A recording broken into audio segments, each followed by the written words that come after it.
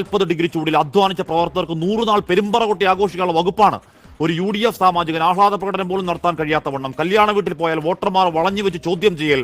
ആ മഹാവിജയകാലം നൈരാശ്യത്തിന്റെ കരിമ്പടത്തിൽ ഒരു ചാക്കാല വീട് പോലെയാക്കി ആർജവുമില്ലാത്ത കഴിവുകേടിന് ഒഡാസിറ്റിക്ക് ഒരു കമാൻഡുമില്ലാത്ത ഹൈക്കമാൻഡ് സാറന്മാരെ നമോവാകം.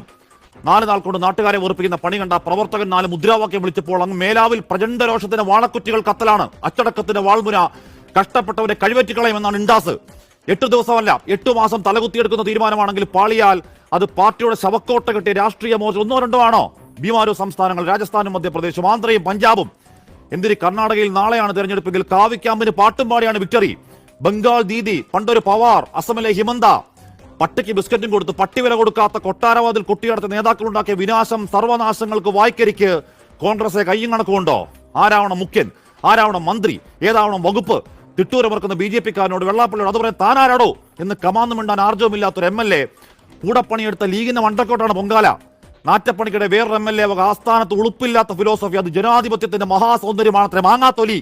വോട്ടർമാരെ ഇമാതിരി കളിയാക്കലാണെങ്കിൽ, മഹാവിജയത്തിന് മുകളിൽ മൂത്രമൊഴിക്കുന്ന പണിയാണെങ്കിൽ കാത്തിരുന്ന് കവളമടൽ വെട്ടാൻ ജയിപ്പിച്ചവർക്ക് തോൽപ്പിക്കാനും അറിയാം. കാലയവാരി തൂക്കി താഴെ അടിക്കുമെന്ന് മാറ്റർ ഓഫ് ടൈമാണ്. മേൽക്കമാൻ തമ്പ്രാക്കളെ ഓർത്തു വെച്ചോ.